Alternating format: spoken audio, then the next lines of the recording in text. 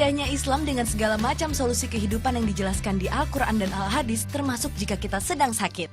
Tidaklah Allah menurunkan penyakit kecuali Dia turunkan untuk penyakit itu obatnya.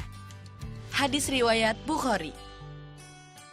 Dalam Islam ada yang disebut dengan Tibun Nabawi atau Islamic Medicine, yaitu suatu pengobatan yang berdasarkan kepada Islam melalui Al-Quran dan Sunnah Nabi dikembangkan lagi oleh para dokter dan ulama Muslim. Walaupun ada sedikit variasi dan inovasi yang tidak mutlak pada ayat-ayat Al-Quran dan Sunnah Rasulullah karena tuntutan zaman. Berikut ini, Salihah punya informasi tentang obat herbal apa sih yang dianjurkan oleh Allah dan Rasulullah SAW. Yang pertama ada madu. Rasul mengajarkan konsumsi madu untuk mengobati diare. Sabda Nabi SAW, "Demi Allah yang aku dalam genggamannya, minumlah madu.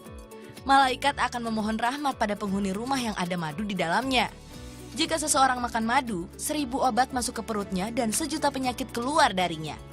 Rasulullah sendiri mengamalkan minuman madu dengan cara dicampurkan madu dengan segelas air dan diminum setiap pagi ketika perut kosong. Lalu bisa juga dengan konsumsi habatus sauda. Diketahui bahwa Rasul pernah bersabda, "Jadi seperti biji hab al-sauda karena biji ini obat semua penyakit kecuali mati." Allah Ta'ala menunjukkan bahwa habatus sauda itu menghilangkan angin dalam usus dan juga dapat menghilangkan penyakit flu. Tepung talbinah. Tepung ini juga menjadi salah satu obat pada zaman Rasulullah. Tepung yang kembali populer ini berwarna merah keunguan dan sering dibuat bubur. Tepung talbinah dapat mengobati penyakit liver dan terkenal untuk mengobati penyakit lambung. Kemudian biji halba. Nabi SAW pernah bersabda, "Jika umatku tahu apa yang ada pada hulbah, mereka pasti membeli dan membayarnya dengan emas." Khasiat dari biji hulba ini diantaranya dapat membantu mengurangi gula, menurunkan kolesterol, mengurangi batuk kronis, pembengkakan gusi, dan sebagai makanan pembuka.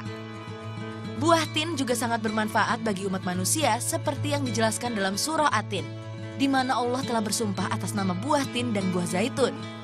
Khasiat buah tin termasuk menghilangkan racun, mengurangi batuk yang berkepanjangan, membersihkan hati, dan mengurangi lendir di usus. Siapa di antara sahabat Salihah yang suka minum jahe kalau lagi gak enak badan? Jahe adalah salah satu rempah yang terkenal dengan segala macam manfaat untuk bumbu masak maupun obat. Sahabat Salihah tahu nggak kalau ternyata jahe adalah minuman ahli surga yang disebutkan di Al-Quran? وَيُسْقَنَ فِيهَا كَأْسًا كَانَ مِزَاجُهَا زَنْجَبِيلًا. Jadi jahe disebut dengan zanjabil. Dan betul itu merupakan makanan ahli surga. Tetapi kita tidak usah berpikir bagaimana gambaran zanjabil. Karena di dunia ada orang yang tidak suka dengan jahe ya. Masa itu menjadi andalan makanan ahli surga? Lalu bagaimana orang yang tidak suka di dunia dengan jahe nanti dikasih jahe di surga? Tentu saja beda bentuk karakter rasanya antara di dunia dengan di akhirat di surga nanti.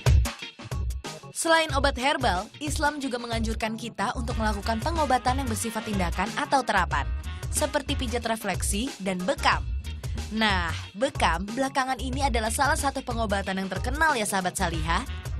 Bahwa bekam kalau dalam bahasa Arab yaitu ihrajud damil fasid min syawatil jild ba'da masiha.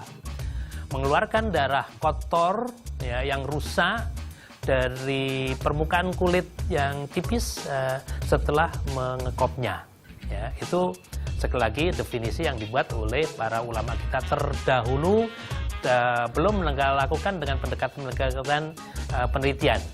Tetapi untuk zaman sekarang, bekam atau cupping terapi atau hijama, yaitu sebuah metode pengobatan untuk mengeluarkan substansi patologis atau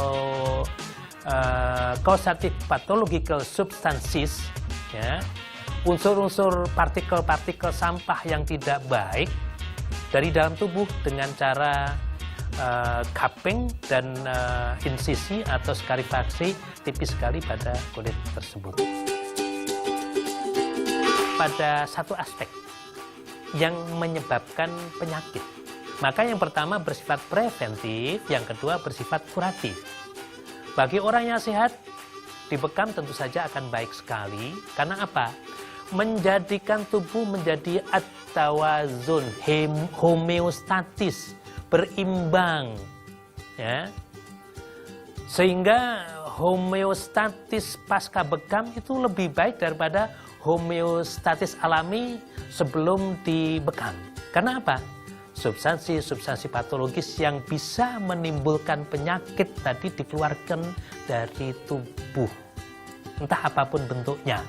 Sehingga pasca bekam orang jadi enak, jadi nyaman, jadi ringan, jadi bahkan mudah ngantuk. Maka bagi orang-orang yang macam insomnia, yang kesulitan tidur, sulit tidur, dibekam itu mudah sekali, mudah sekali. Salah satu yang harus diperhatikan dalam pengobatan bekam adalah sterilisasi.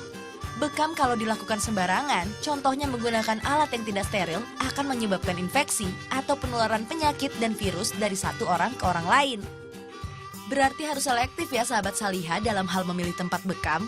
Buat kamu yang belum pernah bekam dan pengen coba untuk lebih menyehatkan badan, bisa datang ke klinik bekam steril Asabil yang berada di daerah Tebet, Jakarta Selatan. Happy healthy sahabat Salihah. Setelah informasi Islamic Medicine tadi, Salihah punya informasi lainnya. Jangan kemana-mana ya sahabat Salihah.